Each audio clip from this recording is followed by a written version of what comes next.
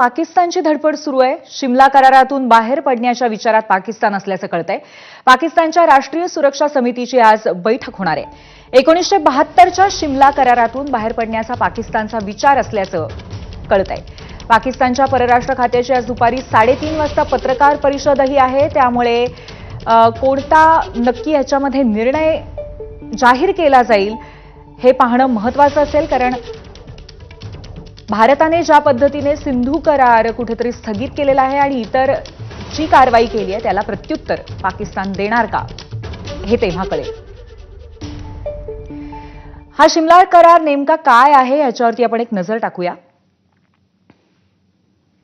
1971 मध्ये झालेला हा शिमला करार आहे। इंदिरा गांधी आणि जुल्फिकार यांच्या सरकारच्या दरम्यान भारत आणि पाकिस्तानामध्ये 2 जुलै 1972ला शिमला करार झाला होता।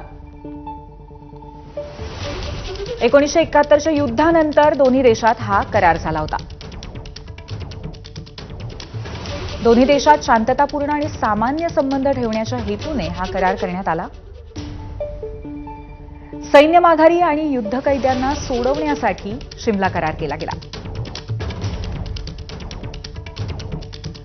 त्रयस्थानशिवाय वादग्रस्त मुद्द्यांवरती द्विपक्षीय चर्चेतनं तोडगा शोधणं हा सुद्धा याचा महत्त्वाचा हेतू होता। शांततामय सहअस्तित्व, एकमेकांच्या एकता आणि सार्वभौमत्वाचा आदर करणं, एकमेकांच्या अंतर्गत बाबीमध्ये हस्तक्षेप न करणं,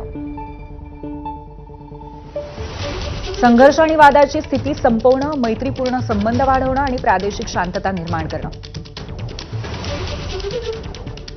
ताबारेषेचा दोन्ही देशांनी आदर करून उल्लंघन करायचं नाही हा एक महत्त्वाचा यातला मुद्दा होता। या संदर्भात आपण अधिक चर्चा करूया।